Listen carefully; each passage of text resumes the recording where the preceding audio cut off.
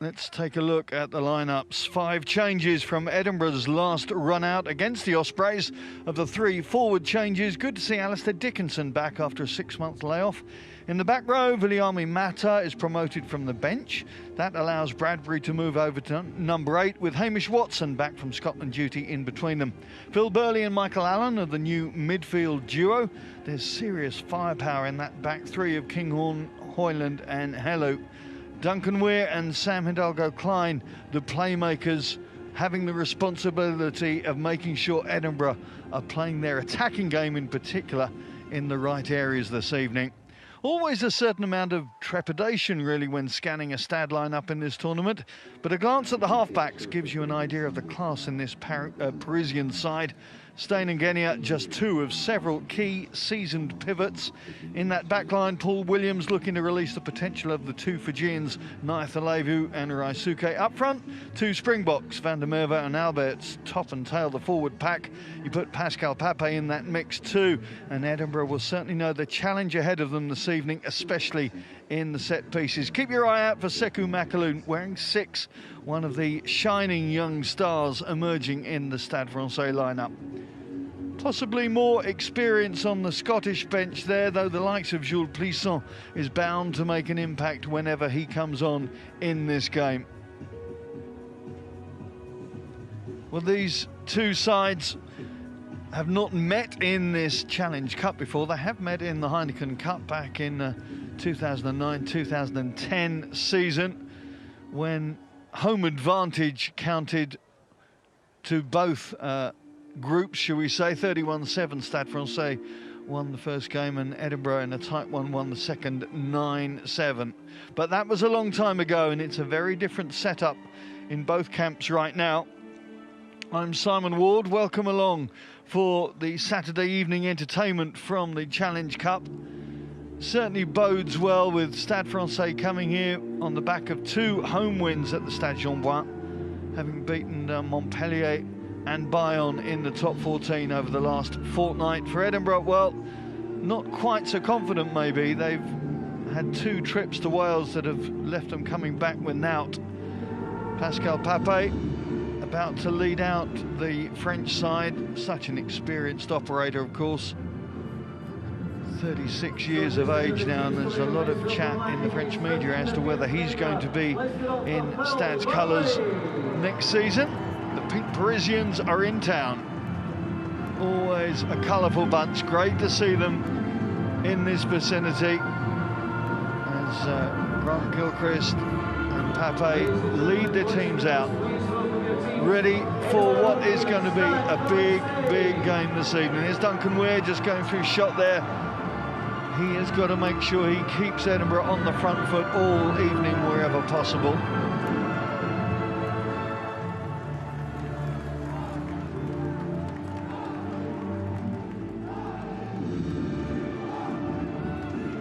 Certainly bodes well for the Scottish side that, of course, their Scottish cousins beat the other Parisian side, Racing 92, earlier on today. A big win for Gregor Townsend's mob, so maybe Edinburgh can take that nationalistic pride on. There's Craig Maxwell-Keys, the man on the whistle. He's 26 years of age, a young referee with a big future ahead of him. Dean Richards and Andrew Pearce and David Sainsbury, the television match official, completing the English quartet this evening. Monet Steyn, Springbok international in his 4th season now, 4th year I should say, with the French side. Do you know how long? How you doing? Good? Remember Ireland? Say again? Ireland? Yes. Remember me? Craig Maxwell-Keys just waiting for the call to release these 2 teams. Pape, the only man that played in the encounter between these 2 the last time Stade Francais were in town. And indeed, Pape scored a try on that occasion, the only try of the match. Chris Patterson's boot made the difference for the home side on that occasion. Is it going to be the boot of Monet Steyn or Duncan Weir this evening? It's going to be the Springbok that gets things underway. Quick pick up from the Stade Francais pack, led there by Naitha Levu, in fact, coming through the back line. Will Genia demanding the ball out. Pape presents the ball back for his scrum half, and Stade moving it on quickly. Paul Williams can't hold on, and they'll go back for that earlier advantage. Genia back in club colours. Of course, was part of the Wallaby tour to the Northern Hemisphere, but had to be released after the Ireland match, not available for that game at Twickenham. To come back into club colours against Bayonne. Yeah, 9 roll clear. Yep. You have the line, fellas. How many? How many? 7. Let's see the start 6. There, and it was Naitha Levu coming through so quickly. It's more. The setup from Stade Francais, trying to stabilise it. Edinburgh working hard to make sure that it was going nowhere fast. Mornay Stain with a cross kick. Looking for Raisuke coming in, but it's overloaded. Referee's whistle is going to take play back once again. You cannot tackle them all. Don't tackle it. Maxwell Keys laying down the law to the Edinburgh forwards about their reaction to that maul scenario. It looks like a sense of deja vu here as Genia sets up another line out. 6, but he's tackled the player in the maul. Okay. That's 2 here. It's a bit early to be thinking about anything else.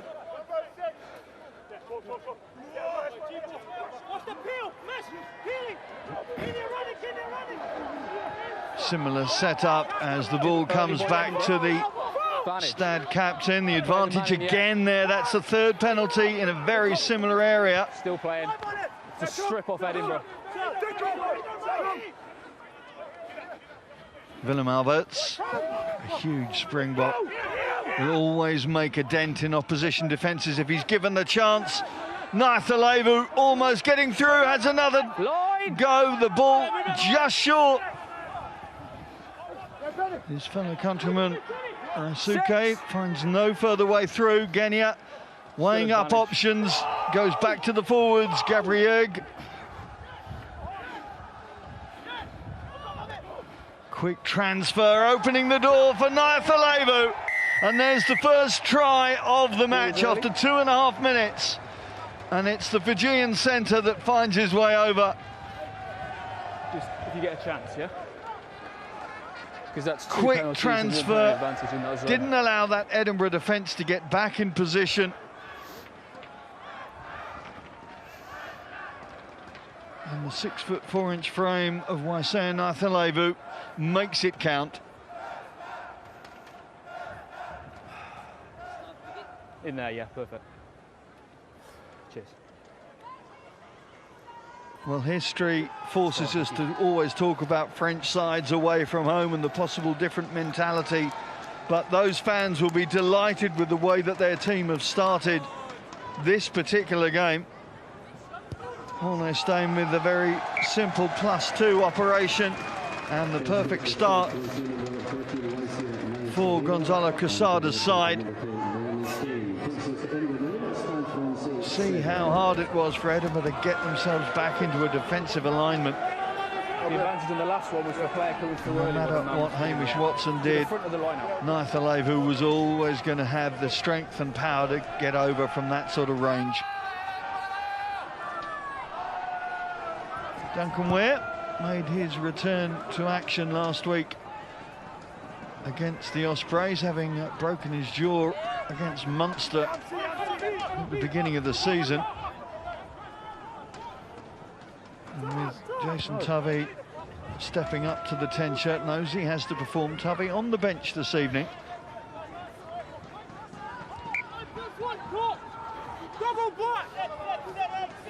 There's Quesada, who announced earlier on this week that he will not be staying past this season. How many, lads? And Greg Cooper, the backs coach, the Kiwi backs coach, is going to be stepping up, we're told, into a A sporting manager role is the full title, but of course that means running operations, rugby operations for the French side. It really has been a tough couple of seasons.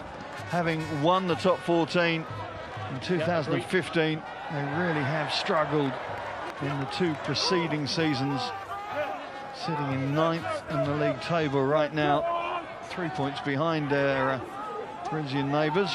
Racing, of course, the current champions in the top 14.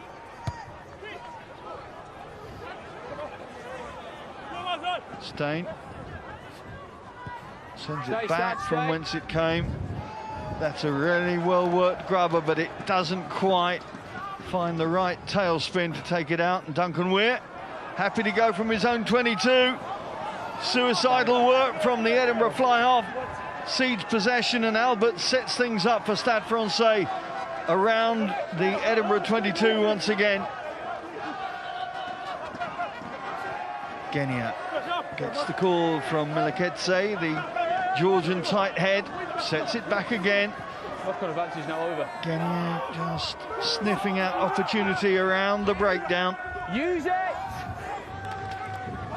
Stade with a little dab through, anticipated on that occasion by Hidalgo Klein.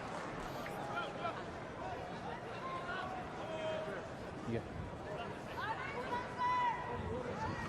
Little change of options from the experienced fly-half, but good coverage from Hidalgo Klein, making just his first, well, back-to-back games really this season. Made his second appearance in the Pro 12 last week.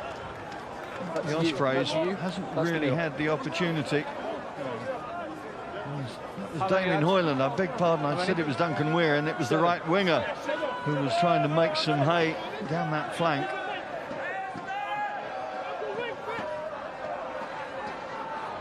Secure possession for the visitors. Paul Williams, the big Samoan centre, bundles his way up to just short of the 22. De Giovanni again setting things up. Drop goal from Mornay Stade. Good work from the Springbok, and all of a sudden the visitors are into double figures in double quick time.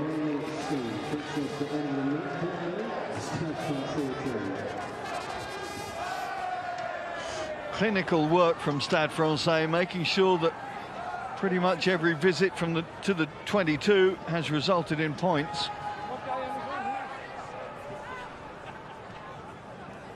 There is Duncan Weir, and this is the second time he's had to restart things already this evening.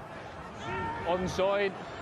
Inside 8 minutes, Stade Francais already on 10 points. Magnus Bradbury moving across the back row this evening, the young Scotland under-20 star, being isolated and penalised.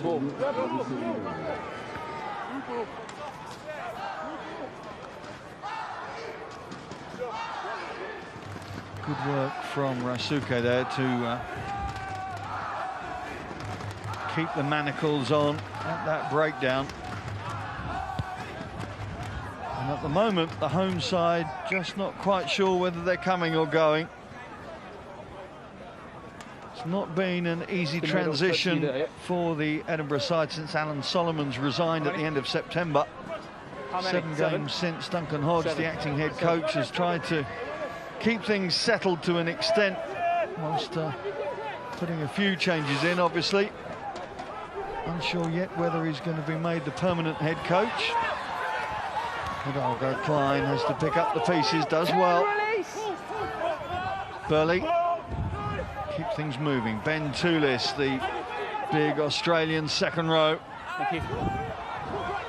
Bradbury again. This is what Edinburgh need right now, to just get through some phases and to feel the rhythm of their game. Weir has to slam it clear on that occasion. Rasuke goes back with plenty of time. Been a little bit damp. There's been some rain around through the course of the day, though it has been a fairly dry evening. Jeremy Sonzel Normally a winger playing with the 15 on his back this evening.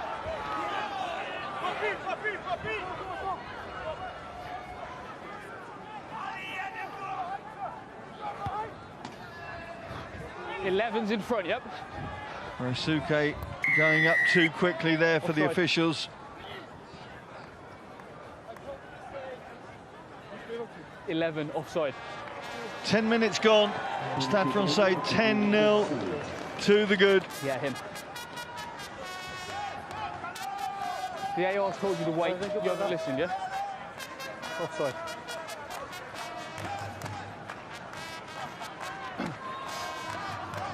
And already the home side turning down the chance of Offside, points from the tee.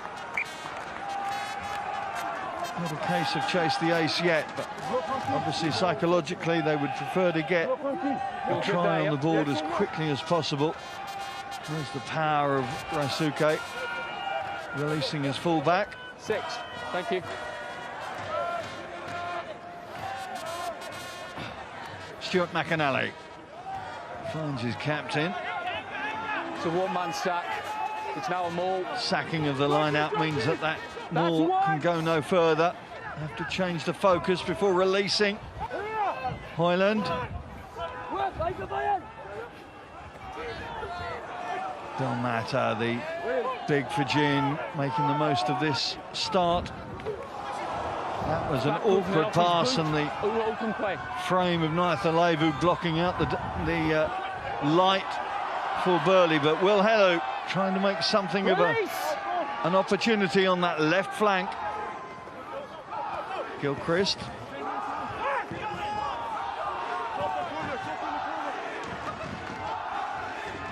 Weir gets the call from Allen, but Burley again gets man and ball at the same time. This time it's Rasuke coming through. Left-hand passing just not helping the flow of Edinburgh's attack at the moment.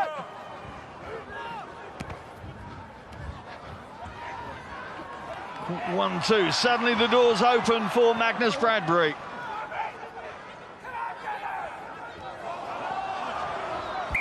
Again, the passing not accurate enough.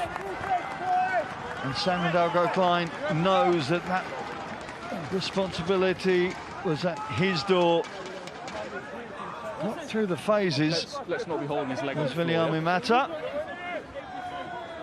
Olympic gold medalist, of course. Came back from Rio and signed a 2-year deal with Edinburgh. There again, Phil Burley just being set up as a target with the wayward pass, really. Let's go, lads. Stability for the first one, lads.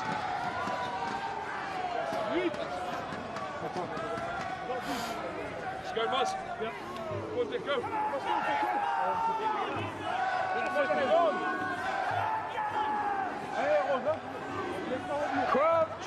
So on this near side, Micah van der Merwe, the Springbok loose head, up against young Murray McCallum, the 20-year-old tight head from Heriot's FP.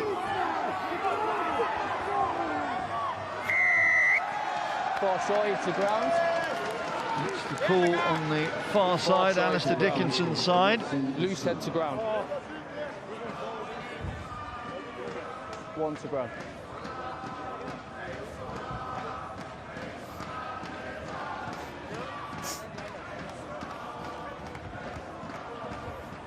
Well, the sound you can hear from the stands all has a French accent to it right now. It's all gone their way in these opening exchanges, as does this call. Difficult to see Dickinson heading for the turf first, but the officials working together to call it. Dean Richards, the assistant referee on that far side, making the call for Craig Maxwell-Keys.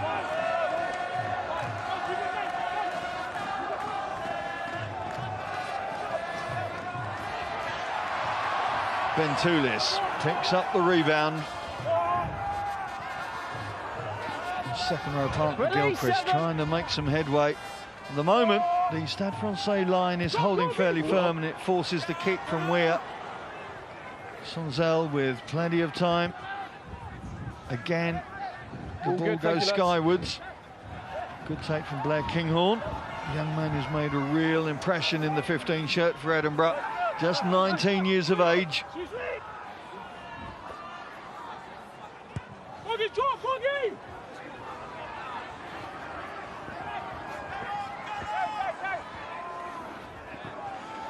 They're staying surrounded by black and red shirts, and it's Duncan Weir who picks up the loose ball.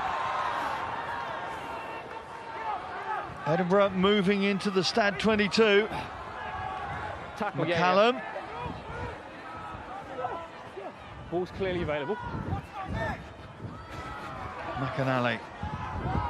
No. Knows his way to the try line, scored a first half hat-trick against Timisoara Saracens in round 2. Option, yep. I'm sorry, I should say round 1. Of course, round 2 was that epic game that Edinburgh just managed to hold on against Harlequins. Scrum. Be a scrum, lads. Knock on. Okay, and time off, please. Player down injured. So the 10's just quite happy to look for that territorial gain from the boot, but on that occasion, Mornay Stane didn't have a chance to get the ball away, and Weir was quickly through to release things. I'm not happy with the pitch. If you square it first, then I'll look at his angle. Yeah, time's off. Okay? Time on. Knock on. Quarter of an hour gone, and Edinburgh yet to really test the Stade Francais defence inside their own 22. No real point-scoring opportunity of note. Hamish Watson, the open side on this near side. Crowd trying to get themselves as near to the action as possible. Not always easiest things at Murrayfield. A big stadium, of course, with a capacity of just over 67,000. I don't think every seat is being utilised here this evening, though.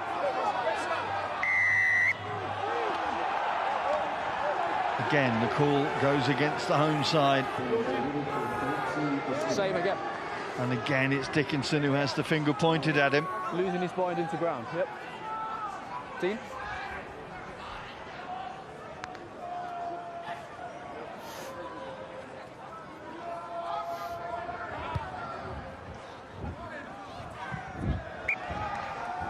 Yes, just a reminder, should you need it, of the results thus far in this pool.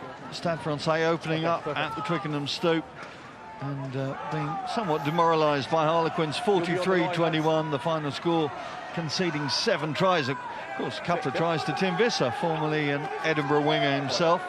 And then Timisoara Saracens going to the Stade Jean-Bois. And Stade Francais winning 27-0. It wasn't emphatic, but of course it got them the bonus point. Especially when you realise that Edinburgh had gone to Romania in round 1 and put 59 points on their hosts. And then that epic game here at Murrayfield, 36-35, the final score. What a match that was. 6 tries to the home side, but a handful to the visitors, including 2 penalty tries on that occasion, and that gives you a fair indication of the pressure that the Edinburgh pack were under on that occasion. 8s, please. Crouch. Bind. Set.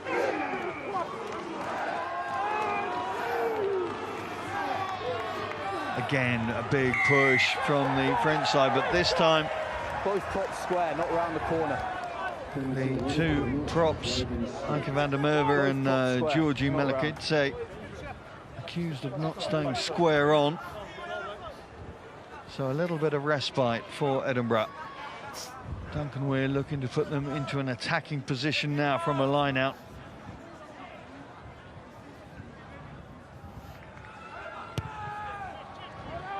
Hold the mark, Andy, please. Oh, that's poor work from Duncan Weir. Just when his team needed the safety and security of a good attacking position, he cannot come up with the punt that puts it into the sidelines.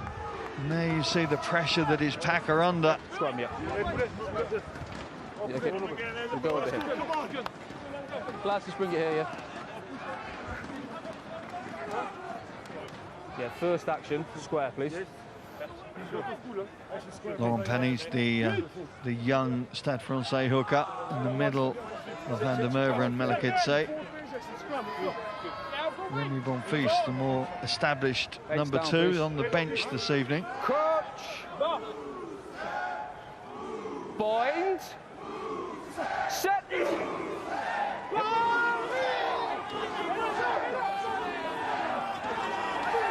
is out. Stade. Up to Nathan Levu, trying to arc around his man, but Burley sticking to his task, picking up a loose ball. Oh, almost unexpected possession. They do take control of it now. Mata. Hidalgo Klein looks back to the short side again. Duncan Weir kicks the ball, and again it's not an accurate kick from the Edinburgh fly half. He really doesn't seem to have settled into his game. Knock on. Going to get the put into the scrum, but Damien Hoyland had no chance to put any pressure there on the Stade Francais catcher. Okay. There's your mark. On this side, I've got it. Yeah. Into the second quarter of this match, and Stade Francais' opening gambit has given them the ascendancy on the scoreboard and on the pitch at the moment. Certainly they will be delighted with their scrummaging work. Simon Rawalui, the former Fijian captain in charge of the forwards at Stade Francais, was working them hard in the warm-up to making sure they were up to the challenge from the word go. And there's another burst from Raisuke. Power play from the Fijian flyer. Can't find his teammates though. Julian Arias has to go back to pick up the pieces. Now releases and that's a relief to Edinburgh momentarily. De Giovanni sets it back again for Genia. Forwards holding out in midfield. Van der Merwe. There's Makalou. Such a dangerous operator in the loose and the tight. Really has impressed for the Parisians this season and last.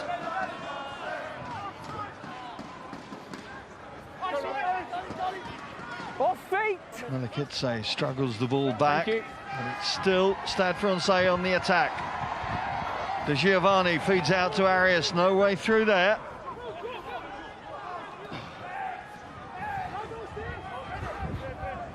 Tackle. So much continuity in Stade Francais' play.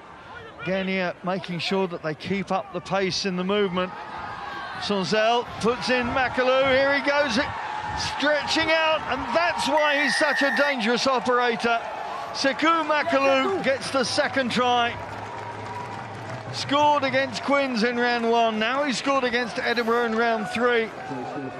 And the alarm bells were ringing in that Edinburgh defence as soon as he had room to operate, set up by his fullback, but has that capacity and that stride pattern to just get past his defender so quickly.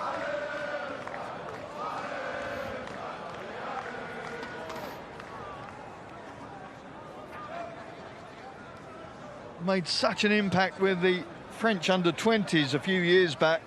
Scored one of the most outrageous tries. You get a chance, have a look online. And as I say, has really upped the ante in terms of his defensive work of recent as well.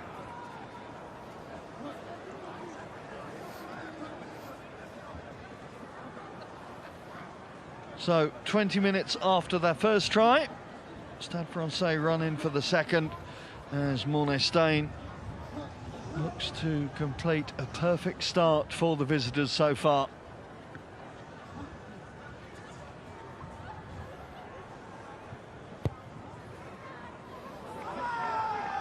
Job done, 17 points in the bank for Stade Francais.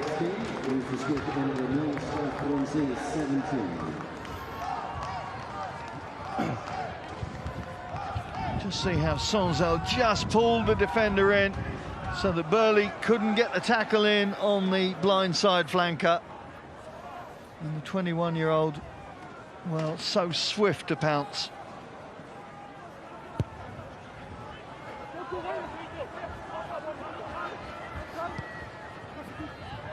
Okay, played onside.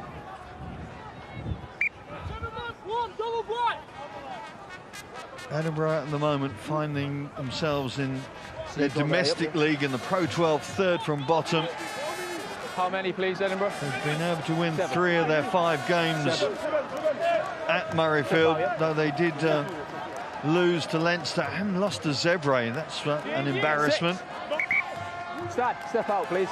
But of course, bring it in, showed Edinburgh. some of their best parts in that game against Quins, and that's what they're hoping to replicate. But so far, in the first 25 minutes, we've seen little of it.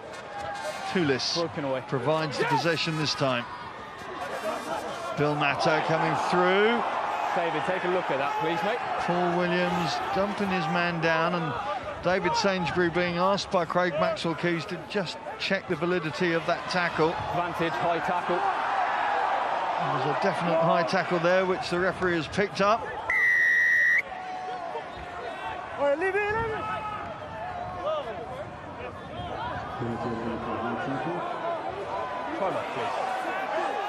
Blair Kinghorn, of all people, was the man who took most offence to it. And Pascal Pape needs no second introduction to a melee. Time's off. Captain, 15.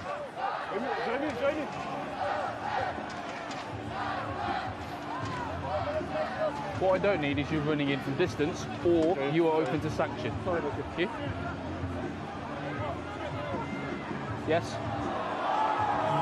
Innocuous from Paul Williams there. I'm not sure that he lifted his legs above the horizontal, or if he did, then he was quick to make sure that they came back down. Yeah, David, so we've got a high tackle there, yeah? Let's just take a look at whether it is around the horizontal and then sanction level, yeah? The officials are just going to check this.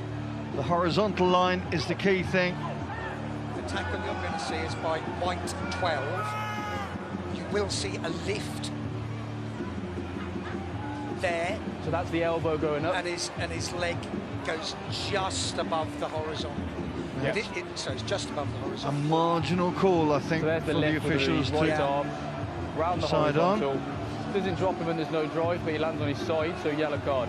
Agreed. But I think it's going to be a yellow card for Paul Williams. White 12. Okay, can you just make sure between you and Andy you've got the mark, please?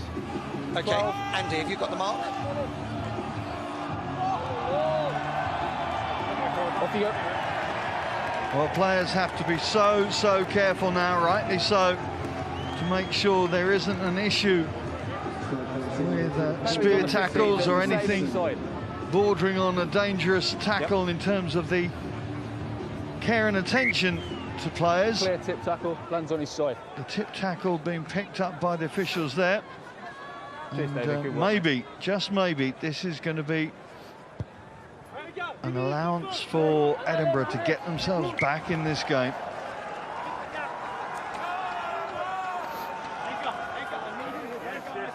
You've got the line there, yep.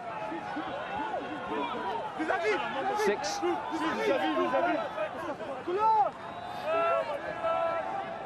McAnally finds the captain.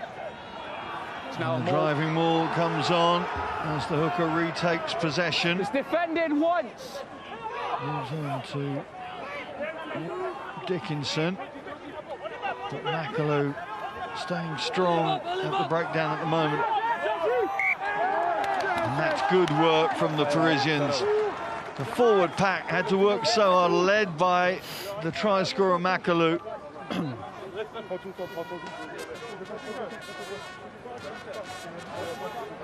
Time off, please.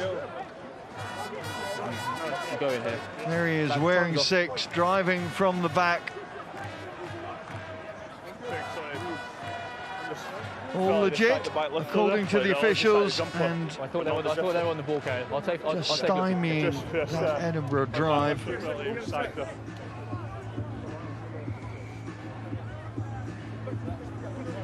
course, the French side with such a history in European competition, never won it, twice runners-up in the Heineken Cup, as was, of course, and also twice runners-up in the Challenge Cup. What's here, lads? You picked the last one at what, yeah? Sorry. Edinburgh's big claim to fame, of course, was the Challenge Cup final of 2015, wasn't it? When they lost to Gloucester so closely at the Twickenham Stoop. An historic moment for Scottish rugby, but they've now got to press on, along with Glasgow, to make a more solid mark, certainly in European competition. Steady!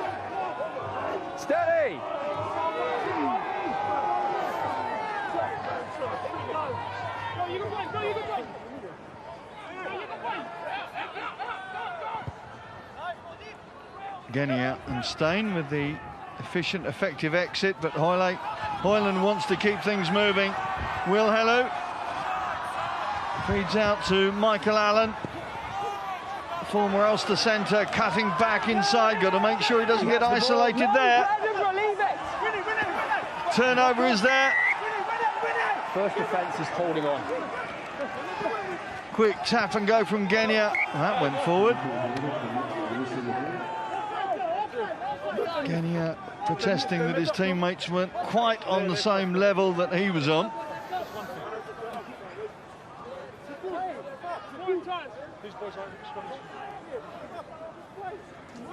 You want to scrum? Lads, let's go, please. Come on. Lads, let's go. Yeah, mate. Let's go, Billy. Let's go, boys.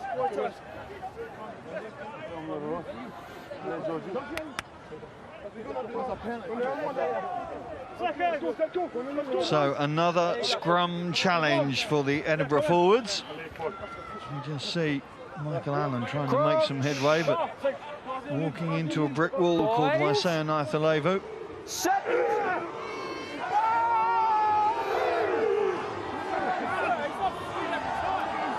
And again, the French pack dominates. Albert picks up for Genia to release. Charged down by Edinburgh. Hello. Formerly of Wasps, of course, the Tongan international.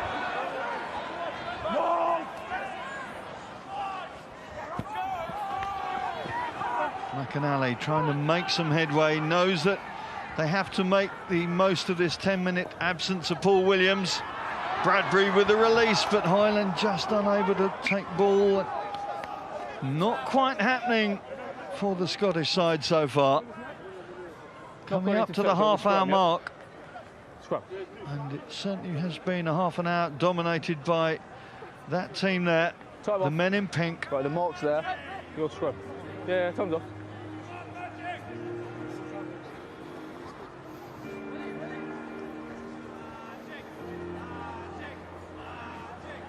Again, just testament to the power of the pack. Side, that's from him. Wearing white. Understood. Again, it's Alistair Dickinson on this near side. They've got Alan Dell on the bench should they require the new Scotland loose head. Capped, of course, during the autumn series, made his debut against Australia. Yep.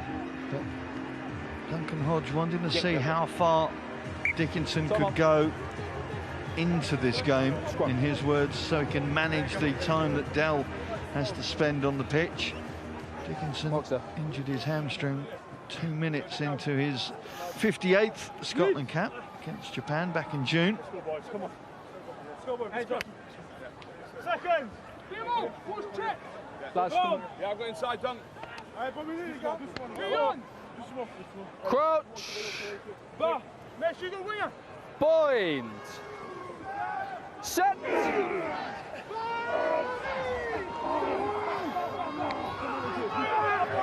White, black.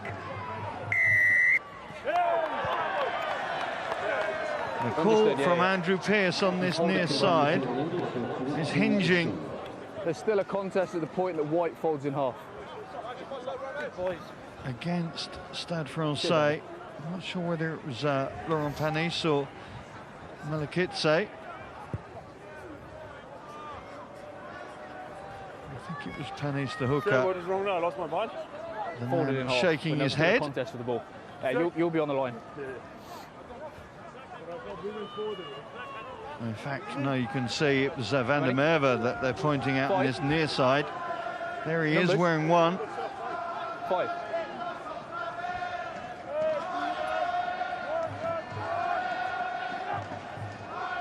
McAnally goes longer this time to Ben Toulis, and the release is there. Hidalgo Klein finds no way through. Toulis, Scotland international of 1 cap, came off the bench against Italy last year's Six Nations.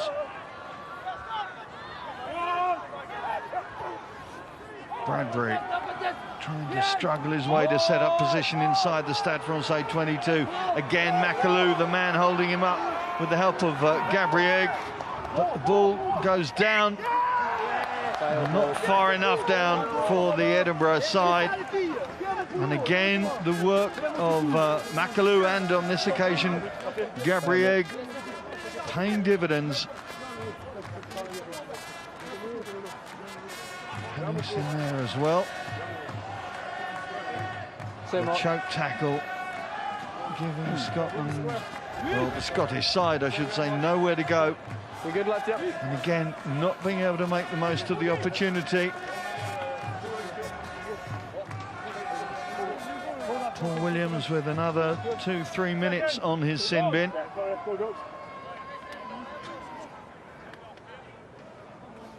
Crouch. Point. Set.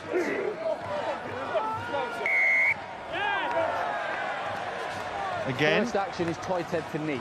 the Stade Francais front row Keep is your knee off the penalised. ground. This time it is Melakidze.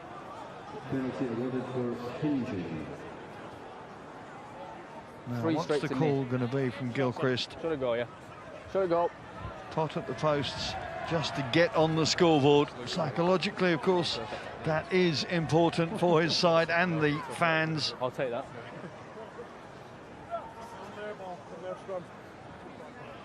Yeah, you've had a loose head hinge and a tight head going to knee. I'm just saying, if we've had teams do this before, they hook it, and because the ball's at the back, they think they'll let it go, so they just take it down. Force them to keep it up. Simple extras, or simple 3 points, I should say, for Edinburgh, but the bagel is broken.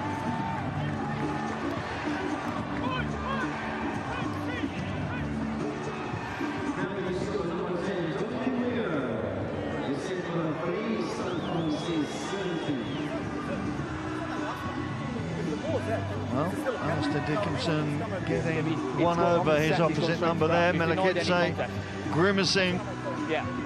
If it's already there, the thought and prospect of what just went on.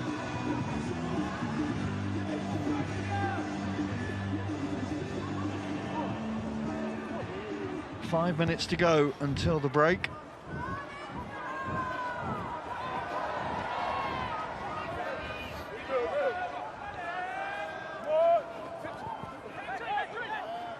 Mata struggling his way to get out of the 22. advantage. This is where the defensive line of Stade Francais can suffocate an attack. The advantage is being played to the home side should they need it. Pick-up is good from Burley, but almost blindsided there by Rasuke. They'll go back for the call.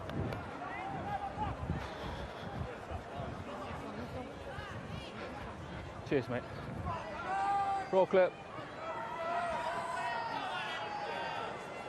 Craig Maxwell Keys, one of the young full-time referees now with the RFU, as they continue to develop their pool of officials.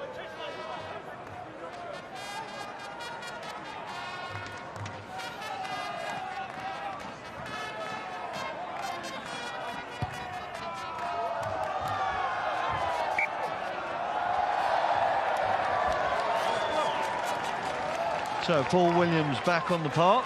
There's the reason for that penalty is the Stade Francais forwards not rolling away from the ball there.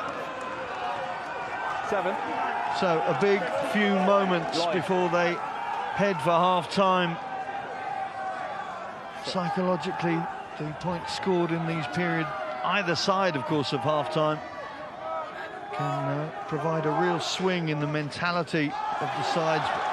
That's not going to help. McAnally's throw easily being plucked out of the air by Pape. One's behind the ball.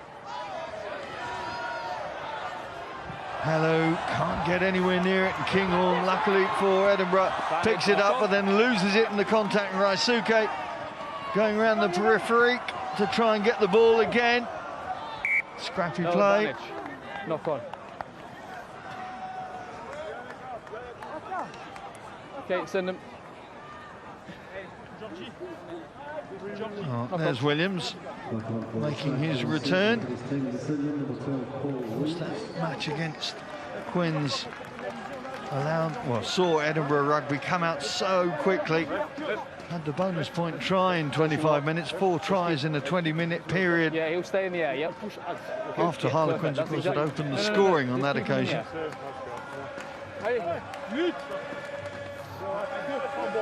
But it's been a very different challenge this evening so far.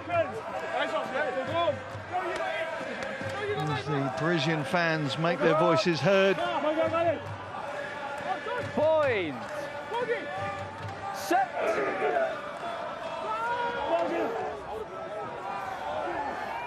Damage. No, stop. Time off. Well, I think the referee has probably had enough of what's going on with Alistair Dickinson and Melakitse. Let's have a listen to this. Now on 3 individual penalties against this player. If there's another one, I'll go to the next level. Last warning for Dickinson. Loose head to ground. T's on, shot at goal. Thank you. Well, Alistair Dickinson really seems to have had his work cut out in the first half so far. Came back well, or seemed to come back well against Melakitse, but the penalty count mounting up against the Scottish loose head. And the latest of which is going to allow Mornay Stade to return the Parisians to a 17-point advantage if he can nail this one.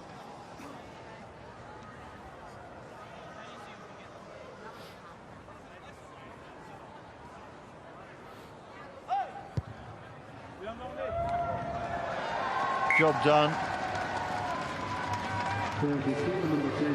Just when Edinburgh thought they were beginning to work themselves an angle back into this match, Mornay Stade's boot makes sure that there's security on the scoreboard for the visitors.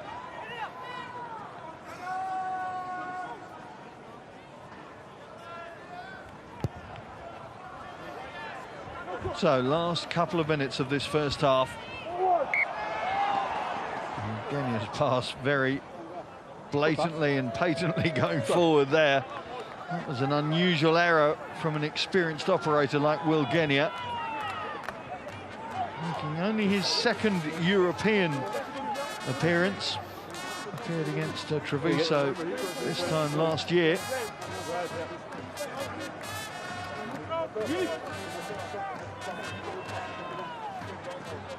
Christmas hats to the fore. No presents from Santa yet for Edinburgh.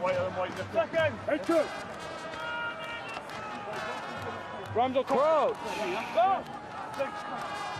Point. Set. Again, a huge shove from Stade Francais. Edinburgh have done well to rescue that operation. Forwards try and get going in the loose with Hamish Watson. Scotland's new open side. Started every game, of course, through November.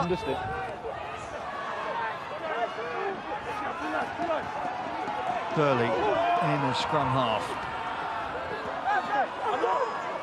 Tackle! Just get the feeling that Stade Francais are lying in wait for every Edinburgh attack thus far. Need to be a little cleverer, a little more canny perhaps in their operations. The forwards don't seem to be making too much headway thus far. What can Michael Allen do? Mata cannot take cleanly, and the moment has gone. Half time. And that's half time. Well, 150 seconds into this game, Naatalevu strode over for the visitors. Makalu has added a second to give them the security on the scoreboard, and there's only one team in control at the moment. Half-time, it's Edinburgh Rugby 3, Stade Francais 20.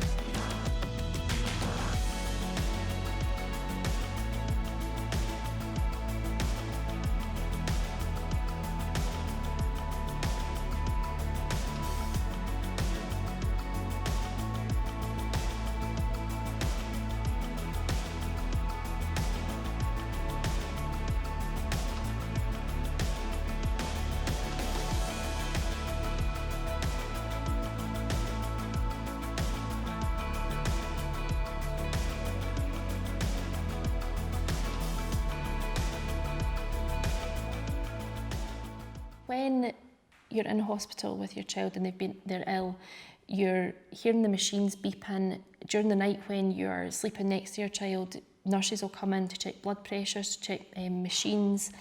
There's always noises in the background and there's no home comforts there, and it's really hard. I mean, I had stayed there no longer than sort of a 3-week period, night after night after night. There's some families that are in there for months, and the parent will sleep on a fold-up bed next to their child. And to get a break away from that, to get a break away from those noises and that environment, and to come to somewhere so peaceful and so tranquil is just amazing.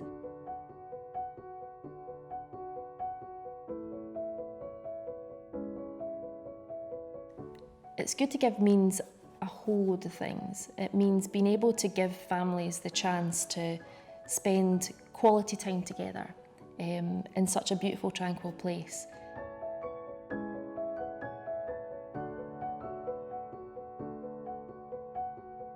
It's inclusive, so it's not just the young cancer patient that is supported, it's the whole family around, and I think it's amazing what the charity does, and I'm really proud to be part of that. Shona is a volunteer for the Good to Give charity and gives so much to families in need.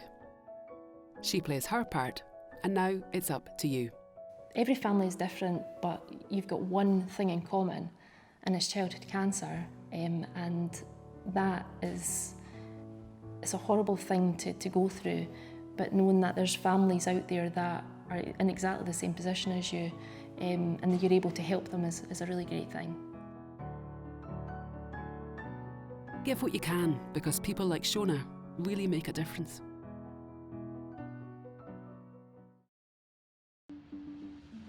Change. Our world is changing. It's changing at a pace like never before. What powers us, connects us, And even challenges us today won't be our tomorrow. So, as the world keeps changing, we will too.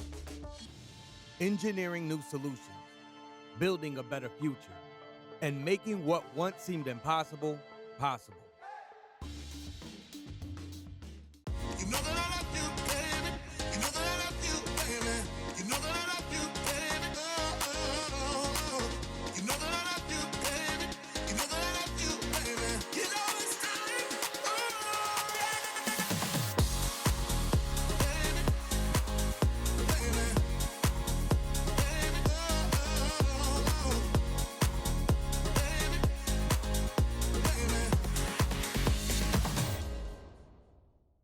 Home is a lot of noise. Good noise. Home is having my children with me. It's my favourite place in the world. And when you have a very sick child in hospital, that is just ripped away from you. It's heartbreaking. All you want to do is be there so they can hear your voice. When families find themselves with a seriously sick child in hospital, the first thing that they need is somewhere to stay close by. Walking into the house for the first time, it felt like home. It was like a family, a very, very big family as well. When I was in hospital, having my mum and dad by my side made my journey 1000% easier. To anyone that supported the house, I just want to say thank you. Without you, we wouldn't have been able to stay with our child while she was in hospital. I can't really put into words how much it means.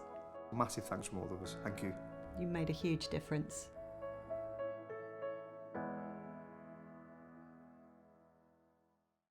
I want to talk to you about the restrictions we're all under because of coronavirus, and reassure you that the Scottish Government is working night and day to do the very best it can for the people of Scotland through this pandemic, guided by the very latest medical and scientific advice. Every single life is precious. So before we can think about lifting or lessening any of the restrictions, we must make sure that we can keep everyone safe. There are some early signs of hope, but if we lift restrictions too early, we could see a rise in cases that would risk lives and overwhelm our NHS. You've been doing a great job of following the advice and staying at home. You're saving lives every day, but it is vital that you stick at it to slow the spread of the virus so we protect our NHS and keep more of our loved ones safe. Thank you for everything you're doing to help.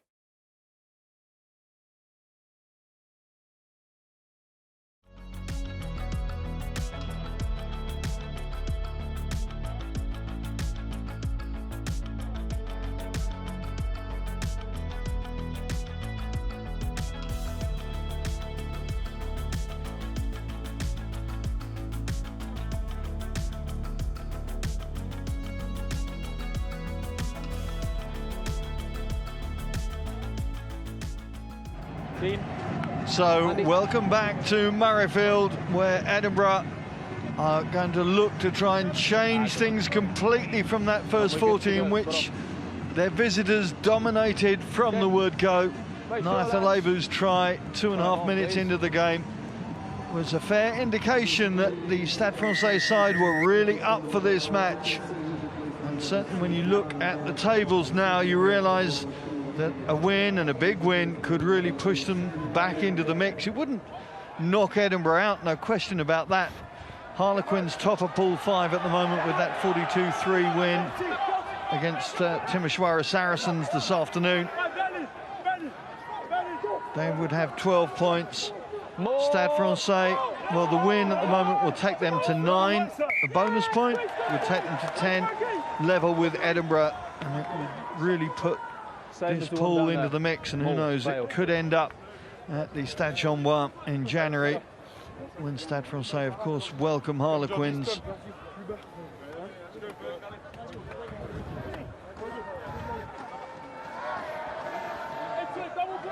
One thing's for sure, Duncan Hodge will have been trying to impress on his troops that they have to get on the scoreboard first in this second half. There's a replacement, and significant replacement really, Alan Dell on the far side of that Edinburgh front row replacing Alistair Dickinson. Tough return to action for the Scotland loose head. Was penalised repeatedly by the officials. Let's cut the space, lads. That's fully pre-engaged. So Allendale, the South African, who now wears Scotland's colours, 3 caps on his CV. For the man from the Eastern Cape, there's Ben Toulis, an Australian who wears Scotland's colours, courtesy of his Scottish mother.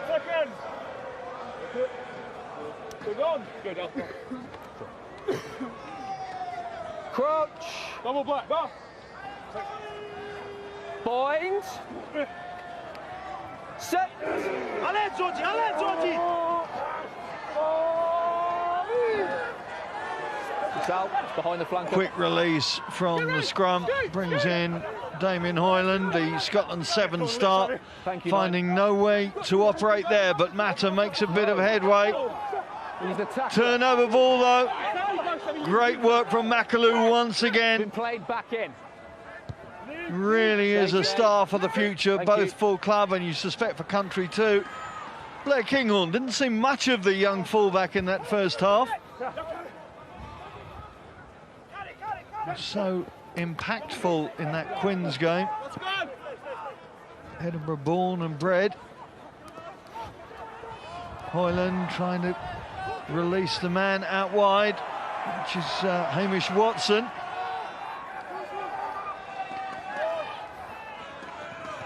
McAnally, himself a converted back rower. Oh, that little inside pop was never on. The support man not in the right position. Then he's off his feet when he's played the ball. Hidalgo Klein obviously got the call. I think it was Michael Allen coming through there. Yes, indeed it was.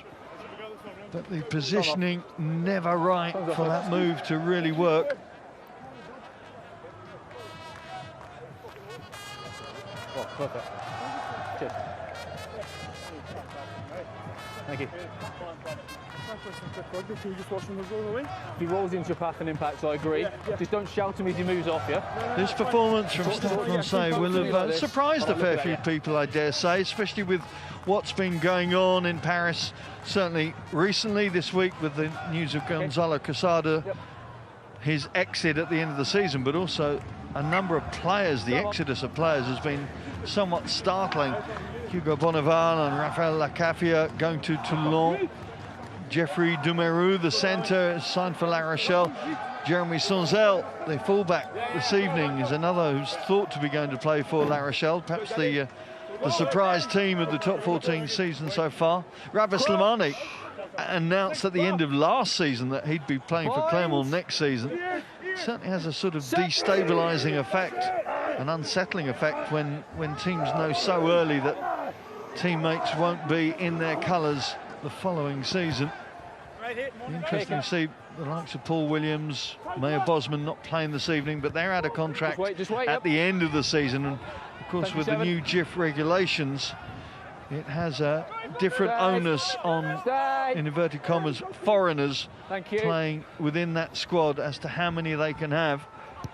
I think Ratu Rattini has also been released recently. Has his own problems off the pitch, as Grenoble found out before. Change from Stade Francais. Do you know how many? Looks to me like Patrick Seo is coming on. There he is, bottom of your screen, wearing 20. On for Willem Alberts. 7 man, yep. Well, chips are tasting good, even if the rugby's not good for the Edinburgh fans.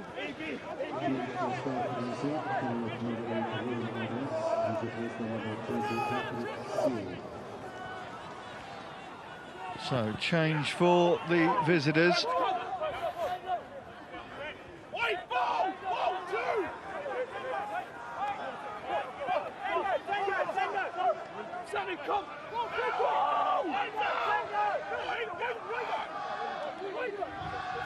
There's the confirmation of that back row adjustment for Stade Francais. Genia digging things out and finding a way through. Hidalgo Klein desperately trying to hang on to his opposite number. Quick ball there for Naithalevu. Big concerns in the Edinburgh defence now. as the Parisians try and set up their stall, but a great snatch there. Who was that? I think that was Alan Dell. Just stay. Great work from the replacement loose head in the open, and my goodness me, his team needed it. Sonzel. Well, they're wearing 18 for Edinburgh as Simon Bergen, so 2 changes in the Scottish front row. Alan Dell, though, in the 17 jersey, Can't just keep effecting a burgle, really, of that ball that his team so desperately needed.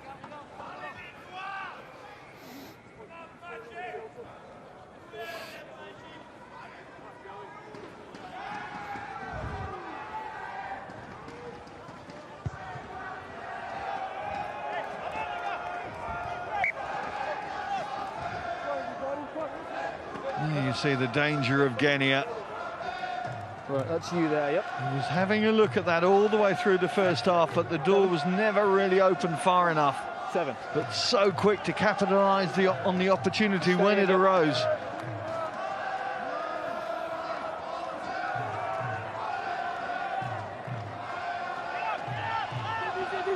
Weir spins it wide, Michael Allen.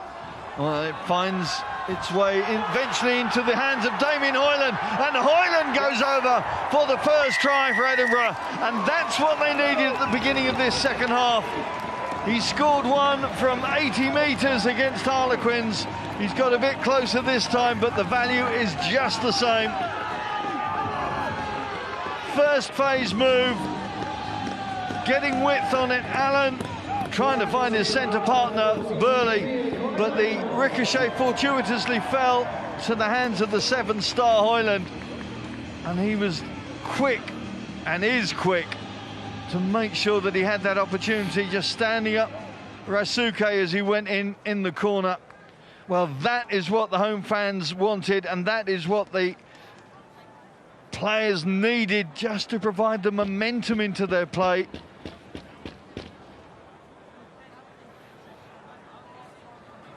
Now, they need these extras.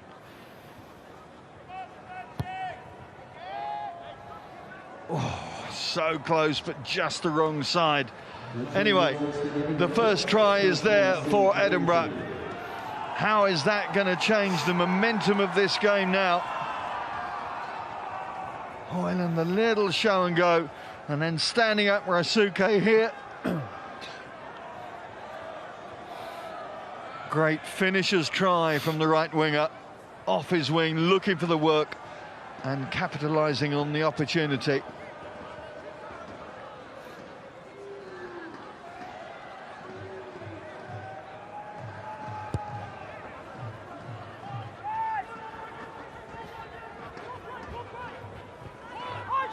Bradbury storming his way up to the 22, getting the call from the officials. Yeah, Sammy. Watch it. High tackle. Let's go boys, sit down here.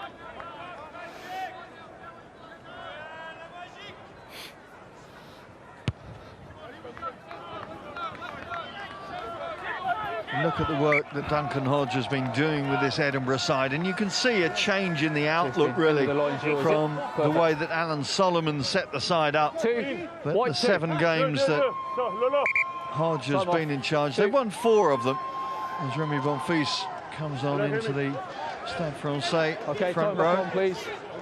So you can see the work beginning to evolve, beginning to have impact. But they just need to get their confidence levels up high in this, and the momentum as a consequence. Hello. Finding no way through.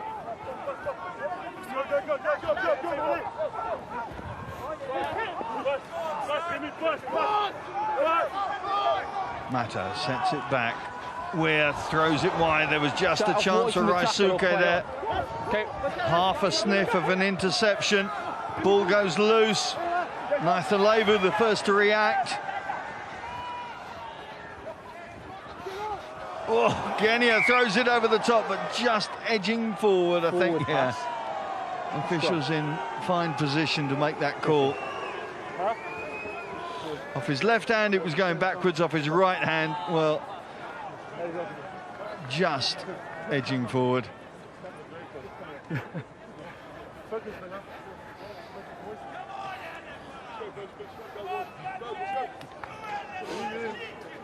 Go again, boys. Coule le pari sur toi. Okay, thank you, lads. Strong, go. First 10.5. Let's go again. Come on. Wait for him. 10 minutes gone in the second half. And it's Edinburgh with the points so far since the break.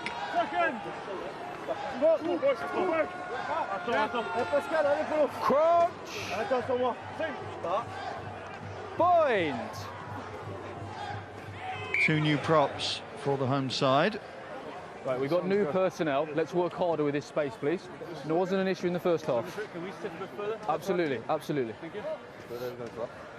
South Yeah, we'll African on compromise. the nearest side in Allendale, wearing 17, and a Kiwi tight head on the far side in Simon Bergen. Also qualifies for Scotland. He's got a Scottish grandfather. Crouch! Point! Set!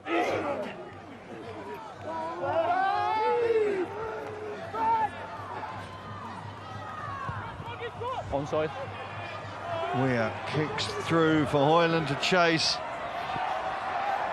Sonzel being nabbed by the right winger, but the ball's still there for Stade Francais, but the call goes to the home side.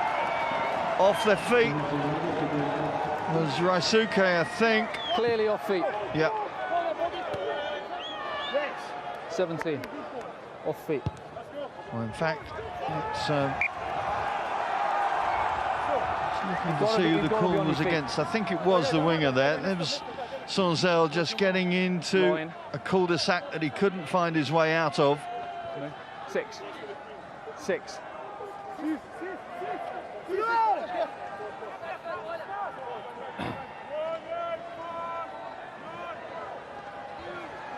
Again, that McAnally-Gilchrist axis working well. The hooker retaking possession as his forward teammates try and manoeuvre into a better position. That's 1-9. Toulis with his hands on the ball now. Coming round the corner at pace, and he's over. Ben Toulis gets the second try, and we're seeing a big swing in this game now. Inside the first quarter of an hour of the second half, 2 5-pointers from the home side.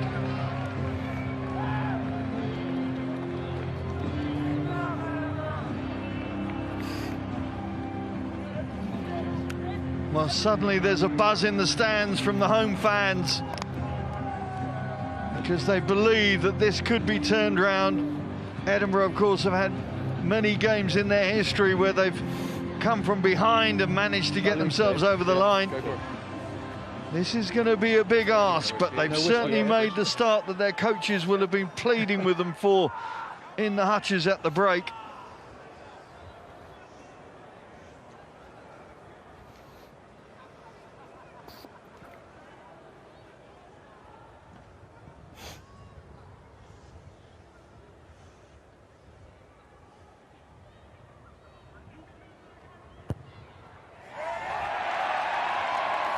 Kicks a good one from Duncan Weir, and suddenly it is only 5 points between these two sides.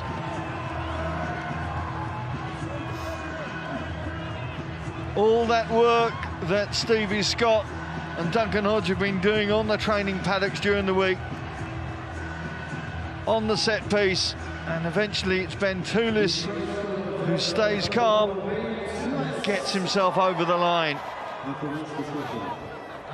Obviously been doing some work on the restarts as well. That was a major issue in that Quins game, just could not cope with the restarts. But safe and secure possession for Edinburgh Rugby now. They cannot give away any other points. Got to keep the momentum, keep the flow going into the faces of their visitors. Huge up and under from Weir. Stade takes it cleanly. Genia moving it on. Sonzel, no way through. Good work from McAnally, forcing Stade Francais back. Naithalevu tagged before he can move. Julian Arias, haven't seen much of the right wing of this match. Finding no way to operate as the Edinburgh defenders suffocate their opponents.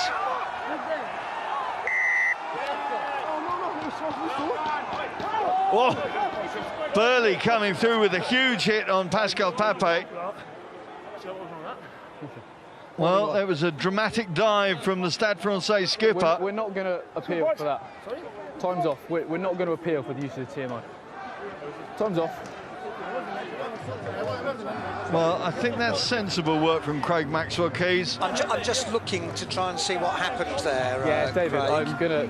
Yeah, somebody, we're going to send this up to you, mate. One second. He is going to ask the TMO to take a look, but... Someone's lashed out. I'm not sure where.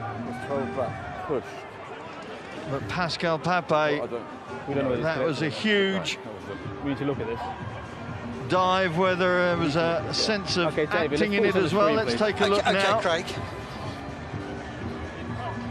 Well, he's lamped him and he's hit him. So we've got and that's going to be red for Phil Burley, I suspect. Yeah, the person who's lashed out is black number 12. Yeah, and we're not sure on field whether it's connected or not. No, that's what we need to assess. We'll try and have a good look at that. Cheers, mate. Well, you heard the officials. Did it connect? Yes, it did. Right. Did you see that?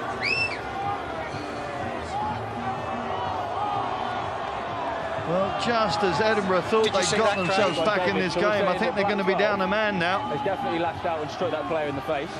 It's an open-handed slap. It's a slap with the fingers to the face. Pascal Pape made it look like a punch. The officials think it was a slap. Please, Oliver? May not make any difference to the outcome, I have to suggest. Have a look here.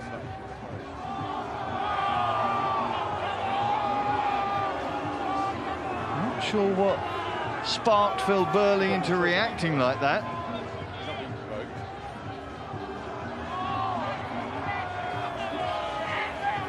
So you see the slap to the face, and the white player has absolutely made the most of it. Yeah, I think Pascal Pape is going to be up for an award at the end of the season. May not be a rugby award. What's the call going to be? And there's no reason for that player to do that. No, there was no provocation. Are we saying that it's I a could red see. card for a strike to the face? Yeah, as I say, it's a slap to the face. So that being a strike, I guess it is, but it is really a minimal strike there. Ultimately, we've got a player striking someone in the head for no reason. Based on where we are directive-wise, I fail to see how we can get out of this other than a red card. Yeah, following the directive, I agree. Yep. Craig Maxwell-Keys says there's no other way to interpret this with the directives such as they are now. I need your 12. It has to be a red card for Phil Burley. And on his 50th appearance for Edinburgh, the Edinburgh number 12 has left his team in the lurch because they're going to have to play 25 minutes with a man down, because this is the card that he does not want to get at this time of year. Struck him in the face. It's a red card. We're operating under. I've got no choice but to send you off. Yeah. Yellow? No, it's a red card. You struck him in the face. Off you go. Well, the Kiwi centre heads off. Commiserations from his opponents, but really the referee had no option there. And just as Edinburgh looked to have got themselves back in this game, Phil Burley has reacted to something. Couldn't see it from the screen, you have to say. And it means now that this game is back in the balance and is there for the visitors perhaps to dominate. Or is there going to be a reaction from his teammates? Fascinating 24 minutes in prospect.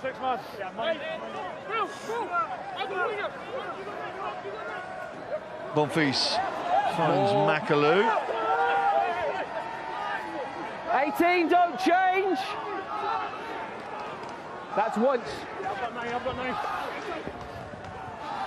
Whoa, almost interception from Michael Allen there. Well, I don't know whether you could hear the officials talking there on that decision, but David Sainsbury was trying to steer the referee towards a yellow rather than the red, but Craig Maxwell-Keys rightly said that with the directives now, any connection with the head, with the face, is a red card, and that's the way it is, and players know it, the officials know it, therefore they have to keep their discipline.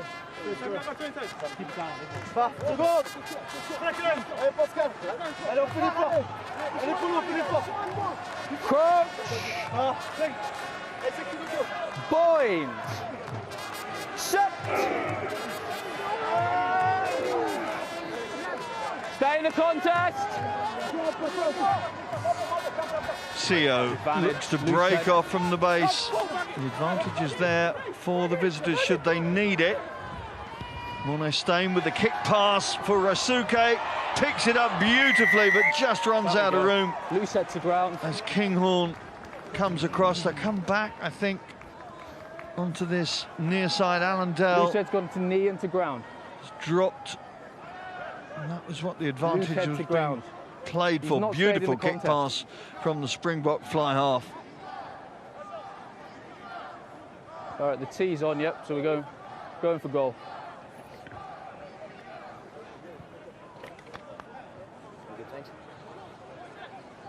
Not for me, but I'll look for you, yeah. Oh, sorry, mate, sorry. So Stade is going to line up his fourth kick of the evening from the tee. Had a drop goal, of course, as well. 100% performance so far from the Springbok number 10. She ended up in the South African number 10 shirt at the end of the Rugby Championship against New Zealand, against Australia. Partly due, of course, to Andre Pollard's injury and the way that circumstance took the Springboks.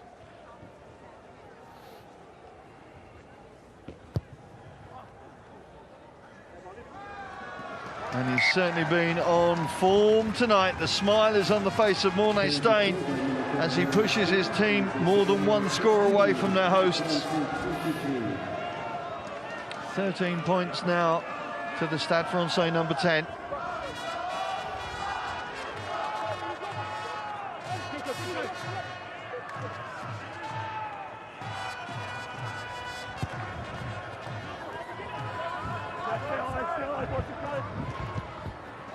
Hold. Coming up now to the hour mark, and a big 20 minutes in prospect for both sides, but particularly for Edinburgh, of course. Home advantage has to count in this tournament. Historically, it's been shown so many times you have to win your home games and then pick up what you can on the road. And that's why the Stade Francais fans will be willing their team to take the 4 points plus, if they could, back to Paris ahead of next Thursday's game. Of course, a very quick turnaround for both these teams as they face up again at the Stade Jean-Bouin.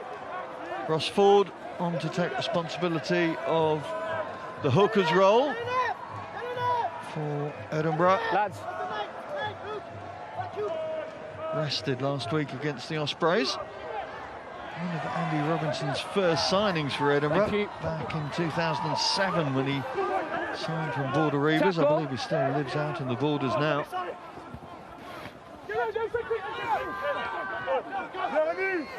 He's turned it over. Turnover is there. Remy Bonfils doing great work on the ground. Michael Allen doing good work. Good line speed from the centre, but the ball, well, knocked out of the grasp of the French players, and good work from the former Ulsterman. Time off. No. One change. Drabish Vania, another Georgian prop. It's almost a default position for French clubs now that they have at least 1, 2, maybe 3 Georgian props. Time on.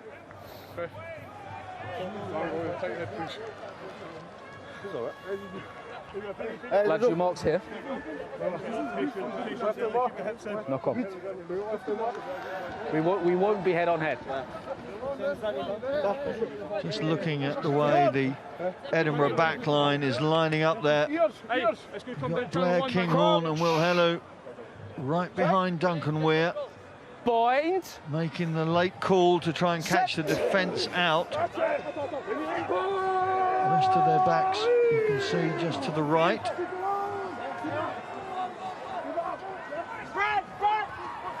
And they load the right-hand channel. Kinghorn to Hello. Hello trying to barge his way over. Edinburgh desperate to make this attack count. Bergen.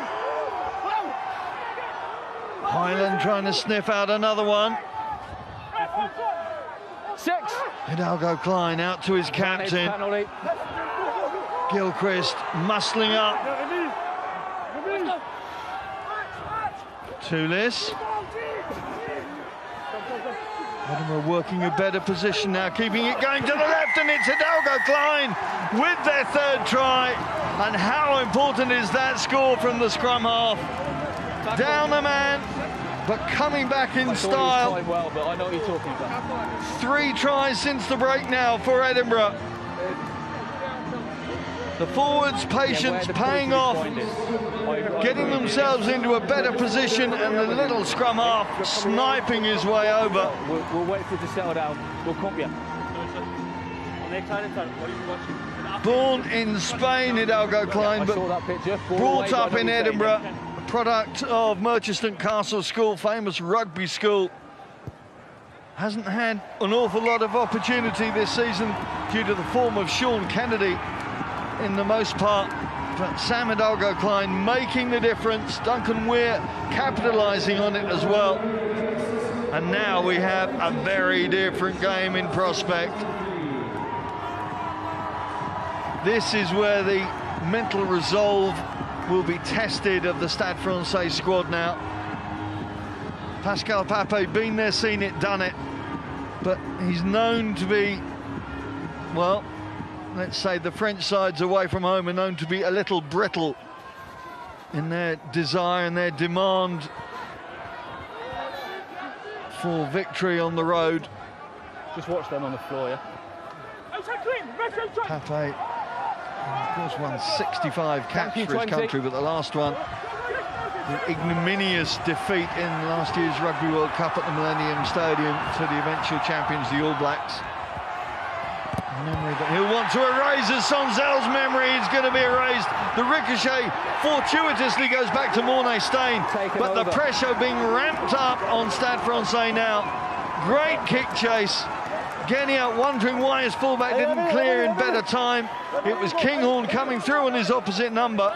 Well, I said Sonzel's not a regular fullback, certainly not for Stade Francais. Played there a couple of times for Toulon a few years back now. And suddenly there is a whole different mindset going into this game.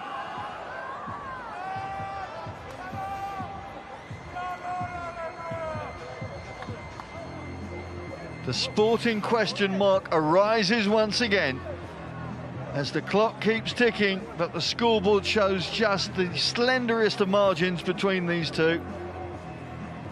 More twists in the tail for certain before we get to the final whistle. But which team is going to get over the finishing line first? 3 tries now for Edinburgh, so the bonus point would come up if they could manage another trip across that white line to your left. Time on. Make sure we're not on the shoulder, yeah? Yeah, make sure we're not, yeah. The crowd trying to make themselves heard, trying to buoy and lift their team now. This is a huge opportunity for the home side. 5-metre scrum. Attacking ball. Opportunity knocks.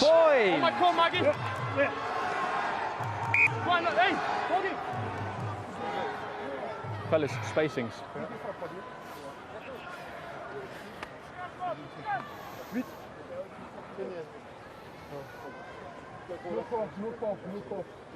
No call, go, come, no call, pass, to goal. Hey, Pascal. You can see Sam Hidalgo Klein absolutely buzzing now, having scored that try. Crouch. Makalu knows the threat from the opposition number 9. Big scrum. Edinburgh need clean ball. They get the penalty. Tap and go, but the referee's not going to allow that because the didn't take it from the right place. He's 5 metres off the mark. Straight around the corner. Got to take the points from the tee, surely.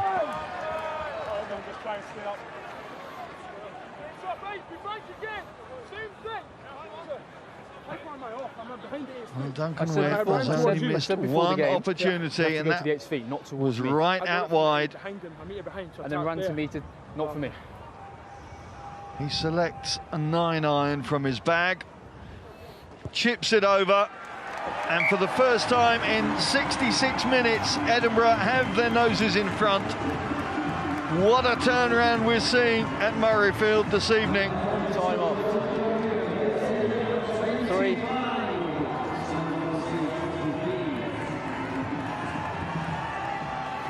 Okay, time back on. There's Duncan Hodge and his coaches at the back. Stevie Scott on the right-hand side.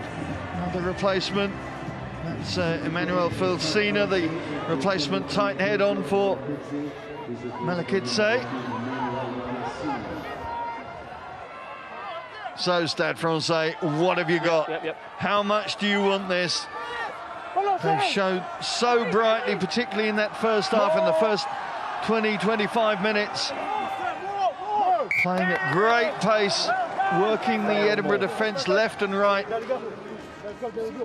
Now, they've had their egos dented, they've had their morale dented.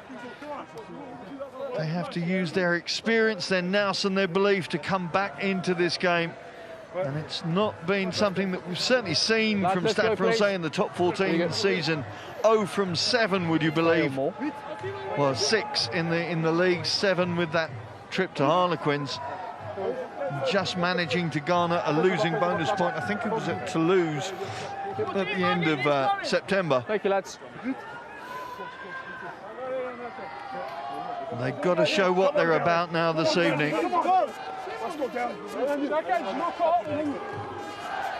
Crouch. Point.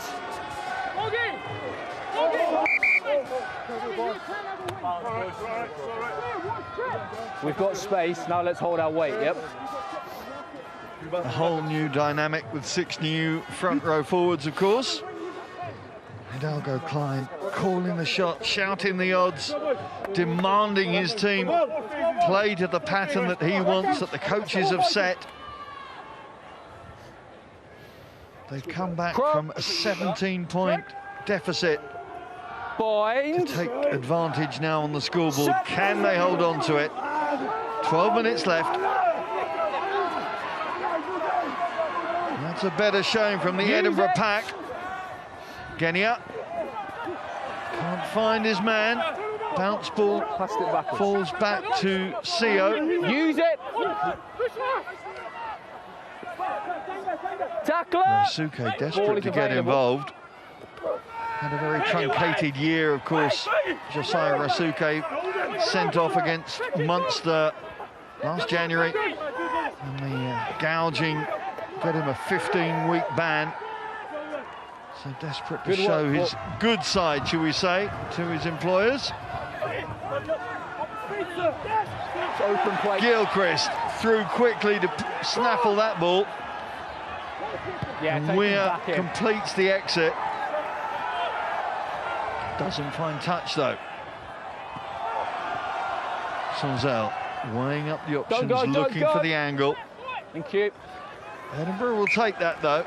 Their line-out has been fairly proficient so far. A couple of misses, but on the whole, it's provided fairly secure possession. Okay, time's off. We're making a change in the players down. Yeah, you're making a change and he's down, so yeah, time's off. Paul Williams with no players in support, allowing Gilchrist to come through, just about putting it back before he fell off his feet. Right, Here is the being changed. New Edinburgh captain. skipper. Started against Argentina long-term series, came off the bench for the Australia and Georgia games.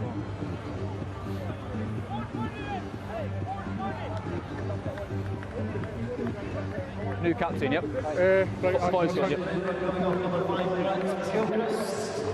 Gilchrist, I think, has finished his stint for today. Fraser McKenzie is the like-for-like replacement.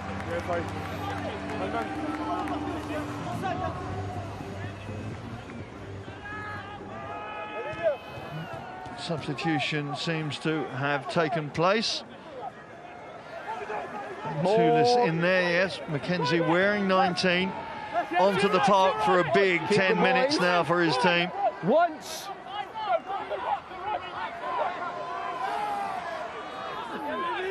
Don't play him. Klein getting into position to launch the kick. Naithalevu looks to have moved on to the wing now. Theo Mie is on, presumably into the Stade Francais midfield. See him at the back there with the scrum cap. So Naithalevu quite used to working out wing side. There's Hugh Pyle coming into the second row, replacing Pascal Pape. Listen to this reception. It's pantomime season. New captain as well. Yeah. Time's still off, we've got to play now. And there's no bigger baddie than that man, Pascal Pape. Say again? Yeah, but he's right where the scrum's going to be, so they break off.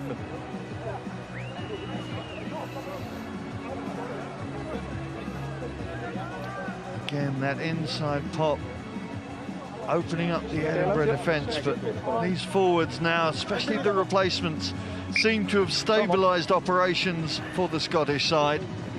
Worked so hard off the bench. Passes forward. Time's up.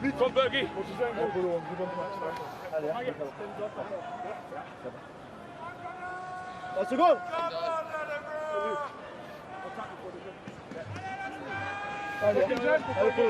Crouch. Point. Set.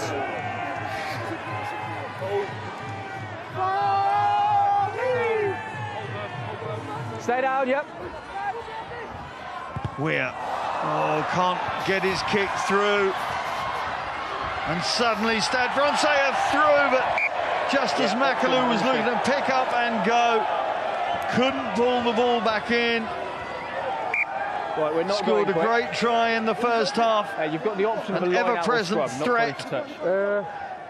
Weir's kick being partially charged down by Mornay Stain, and McAloo only had to pick that one up and go. Asking the captain. Take the line out. We'll be taking the line out. Yep. So, line-out ball for Edinburgh. Ross Ford checking the call. 6. Quesada. 5. Just can't believe that his team have now fallen behind. They had such a dominant first half, really.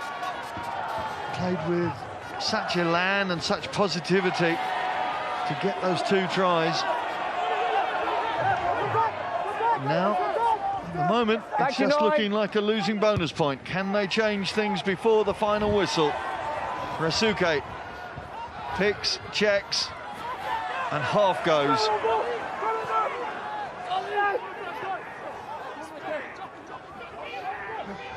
Sonzel to Naithalevu, out to Mie. Brought down by Watson. Good application from the Edinburgh open side. McKenzie quickly out of the line.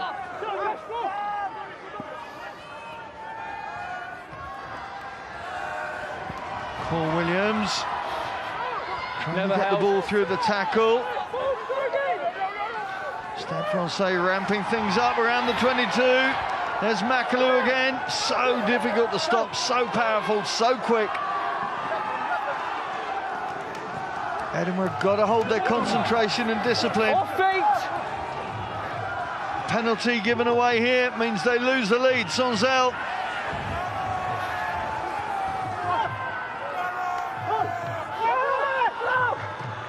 Williams out to Georg.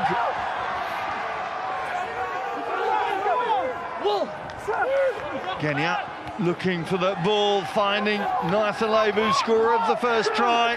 Ball is here, no! Ball's still there for Stade Francais. Bonfils picks and drives. Space up! Edinburgh got to be so careful about that defensive line. Got to get back behind the back foot. Stade Francais drive.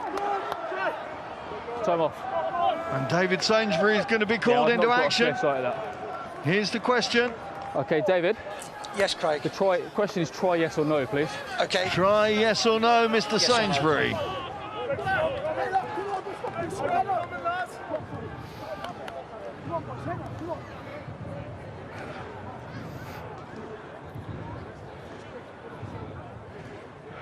Oh, he's dropped it.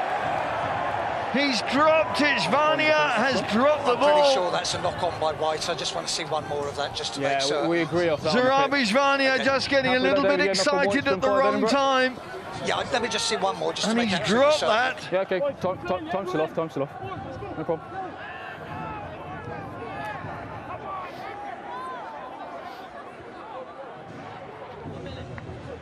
Yes, seen it. It's a clear knock-on by White. Okay. That's right. No problem. Time's still off. 6 black, change. 6. Yep. Bill Mata is going to take his lead to allow Cornell de Prier on. Looks to have taken a fairly hefty knock there as the South African blind side comes on there. Knock off.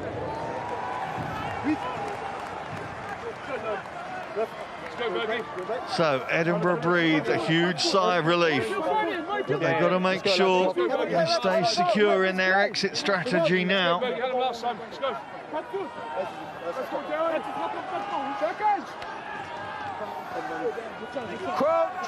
Dupree going into that number 8 berth. Bradbury back on the flank as he was last week against the Ospreys. We're going to keep working on space, lads. It's on you, not me.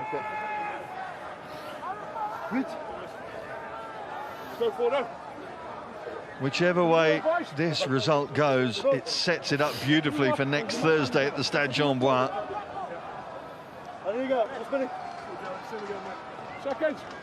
Short turnaround, of course, for both sides. But they will have learnt so much about their opposite numbers through the course of this match.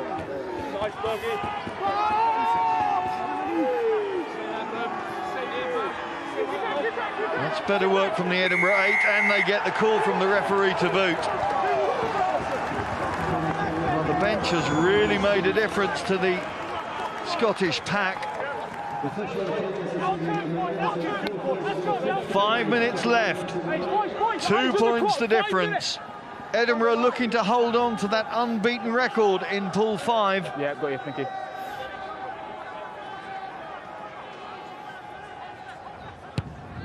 And if they could, thinking ahead, of course it pretty much knocks Stade Francais out of the tournament. So what their team selection would be for next week, albeit of course at home in front of their own fans, step out, please. Will be fascinating to see from Gonzalo Quesada and Greg Cooper. How many, please? 5. 5 man.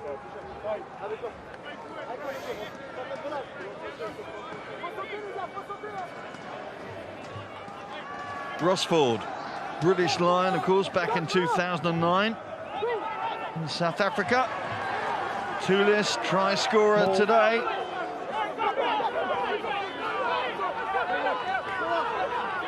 Another minute goes. Can Edinburgh hold on? Yes, they've got the penalty. Delight from the fans at the work of these forwards now. You can't collapse. Holding their discipline. Legally there, can't then collapse. Hugh Pyle collapsing the maul. On the cross, yeah. I don't think that was where the problem was. I think it was after that, but it's going to allow Duncan Weir to get his team out of their half. Who's got what it takes? Is there a little piece of brilliance or a mistake that's going to be crucial to the outcome of this match? That man there dropped the ball as he went over for the try that could have taken Stade Francais back in front, but it wasn't to be. 5 or 6? 6 men. 6. You can bring a man back in. Time back up.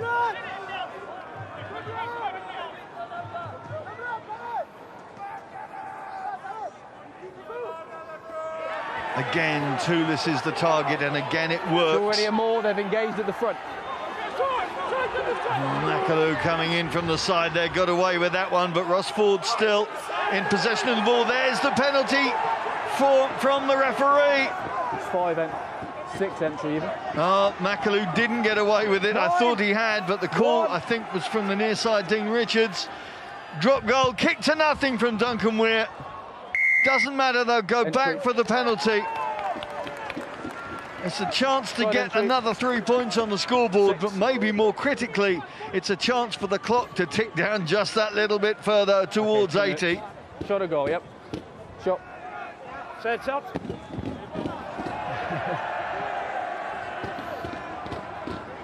Referee not hearing the call of on your head, son. Twice in 3 weeks, up. A regular occurrence, according to Mr. Maxwell Keys there. We're going for goal. Sorry. Captain said goal, yeah? Sorry, sir. Time off. Someone said it.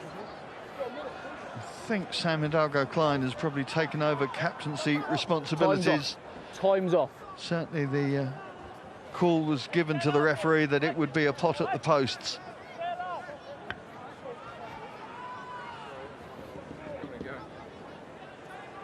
Of course, the clock being turned off while this kick is being taken, but the value of these 3 points, huge now for Edinburgh's cause, not only in this match, but also their European campaign for this season.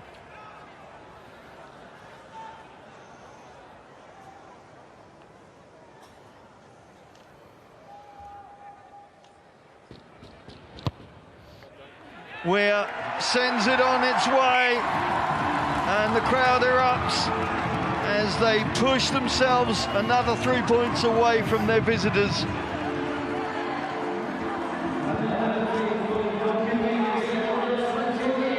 Jules Plisson, not needed this evening from the Stade Francais bench, watches on in wonder. Tackler. It is, of course, still only 1 score difference, but Edinburgh have possession. Mackenzie held up in the choke tackle. He's got to work the ball back from here. Vanish knock on is over.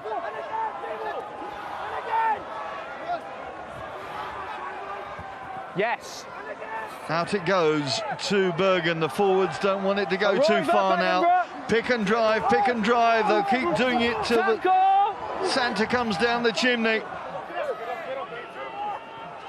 Manna from heaven for the Edinburgh forwards, keeping control of the ball, and in doing so, keeping control of the lead on the scoreboard as the crowd shouts down. Vantage. The advantage is there should they need it, and surely that is it.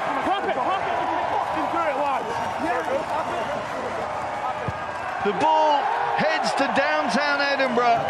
The final whistle goes on a quite remarkable game. Edinburgh 20 points to 3 down at half-time. They came back not only with 3 tries, but having to spend the last 25 minutes with a man down, with Phil Burley being sent off. What an incredible game. Edinburgh hold on to their 100% record. It finishes Edinburgh 28, Stade Francais 23.